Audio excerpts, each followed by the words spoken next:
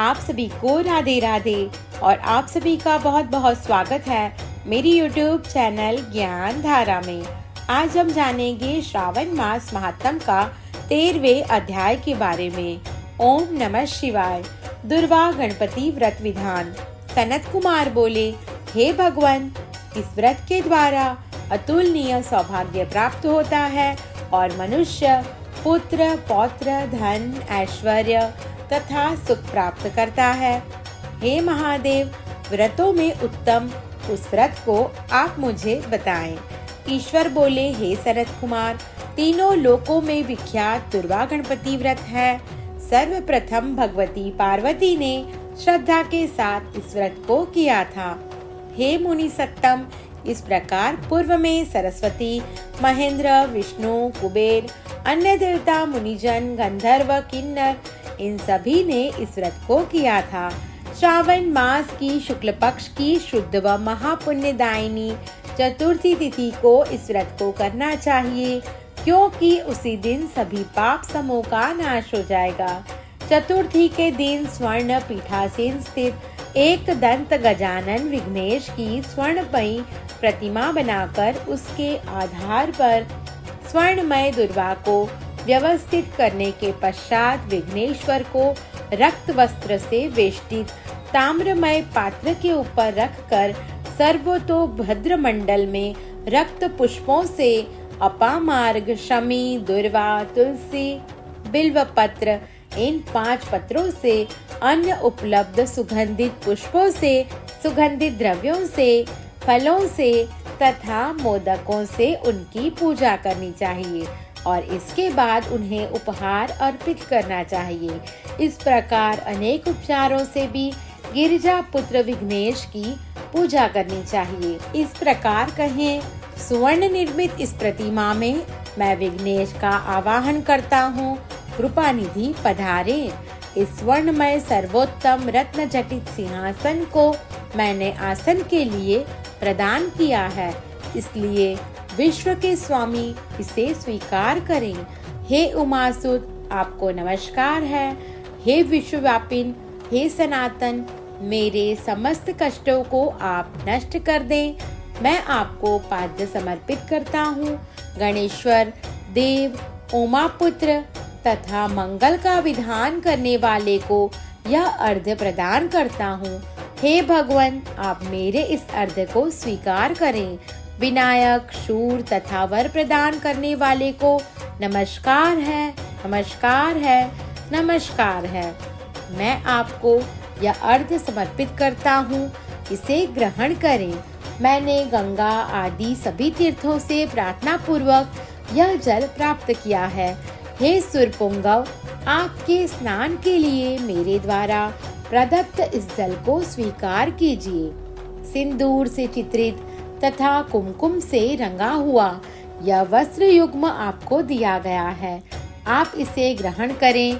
लंबोदर तथा सभी विघ्नों का नाश करने वाले देवता को नमस्कार है। उमा के शरीर से आविर्भूत हे गणेश जी, आप इस चंदन को स्वीकार करें। हे सुरश्रेष्ठ, मैंने भक्ति के साथ आपको रक्त चंदन से मिश्रित अक्षत अर्पण किया है। हे सुरसत्तम, आप इसे स्वीकार करें।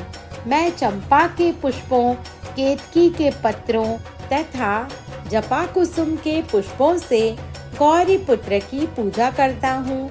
आप मेरे ऊपर प्रसन्न होइए। सभी लोगों पर अनुग्रह करने तथा दानवों का वध करने के लिए स्कंद गुरु के रूप में अवतार ग्रहण करने वाले आप प्रसन्नता पूर्वक यह धूप लीजिए। परम ज्योति प्रकाशित करने वाले तथा सभी सिद्धियों को देने वाले आप महादेव पुत्र को मैं दीप अर्पण करता हूँ। आपको नमस्कार है। इसके बाद गणनाम त्वा इस मंत्र से मोदक, 4 प्रकार के अन्न, पायस तथा लड्डू आदि का नैवेद्य अर्पण करें। मैं आपकी मुख शुद्धि के लिए आदर पूर्वक कपूर, इलायची तथा नागवल्ली के दल से युक्त तांबुल को आपको प्रदान करता हूँ। हिरण्यगर्भ के गर्भ में स्थित अग्नि के सुवर्ण बीज को मैं दक्षिणा रूप में आपको प्रदान करता हूँ, अतः आप मुझे शांति प्रदान कीजिए। हे गणेश्वर, हे गणाध्यक्ष, हे गौरी पुत्र, हे गजानन, हे इभानन, आपकी कृपा से मेरा व्रत पूर्ण हो। इस प्रकार अपने सामर्थ्य के अनुसार विघ्नेश का विधिवत पूजन करके उपस्कर निवेदित सामग्री सहित गणाध्यक्ष को आचार्य के लिए अर्पण कर देना चाहिए। उनसे प्रार्थना करें, हे भगवान, हे ब्राह्मण, दक्षिणा सहित गणराज की मूर्ति को आप ग्रहण कीजिए। आपके वचन से मेरा यह व्रत आज पूर्णता को प्राप्त हो। जो मनुष्य 5 वर्ष तक इस प्रकार व्रत करके उद्यापन करता है वह वांछित मनोरथों को प्राप्त करता है और देहांत के बाद शिवलोक को जाता है। अथवा 3 वर्ष तक जो इस व्रत को करता है वह सभी सिद्धियां प्राप्त करता है। जो व्यक्ति उद्यापन के बिना ही इस उत्तम व्रत को करता है, विधि के अनुसार भी उसका जो कुछ किया हुआ होता है वह सब निष्फल हो जाता है। अब उद्यापन विधि बताई जाती है। उद्यापन के दिन प्रातः काल तिलों से स्नान करें। उसके बाद व्यक्ति एक पल या आधा पल या उसके भी आधे पल की स्वर्ण की गणपति की प्रतिमा बनाकर पंचगव्य से स्नान कराकर भक्ति तथा श्रद्धा के साथ इन 10 नाम मंत्रों से दुर्वादलों से सम्यक पूजन करें।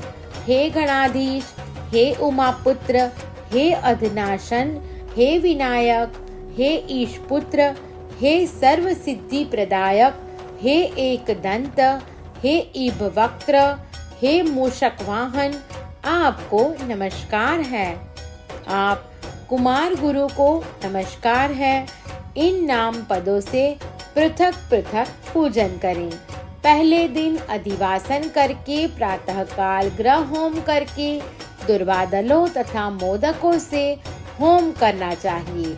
उसके बाद पूर्णाहुति देकर आचार्य आदि का विधिवत पूजन करना चाहिए और घट तुल्य थनों वाली गाय का दान अपनी सामर्थ्य के अनुसार करना चाहिए। हे वत्स, इस प्रकार व्रत करने पर मनुष्य सभी मनोरथों को प्राप्त करता है। हे सनत कुमार, अपने प्रिय पुत्र गणेश के व्रत करने से संतुष्ट होकर मैं उस मनुष्य को पृथ्वी पर सभी सुख प्रदान करके अंत में उसे सद्गति देता हूँ। जैसे दुर्वा अपनी शाखा प्रशाखाओं के द्वारा वृद्धि को प्राप्त होती है, उसी प्रकार उस मनुष्य की पुत्र पौत्र आदि संतति निरंतर बढ़ती रहती है। हे सनत कुमार, मैंने दुर्वा गणपति का यह अत्यंत गोपनीय व्रत कहा है। सुख चाहने वालों को इस सर्वोत्कृष्ट व्रत को अवश्य करना चाहिए।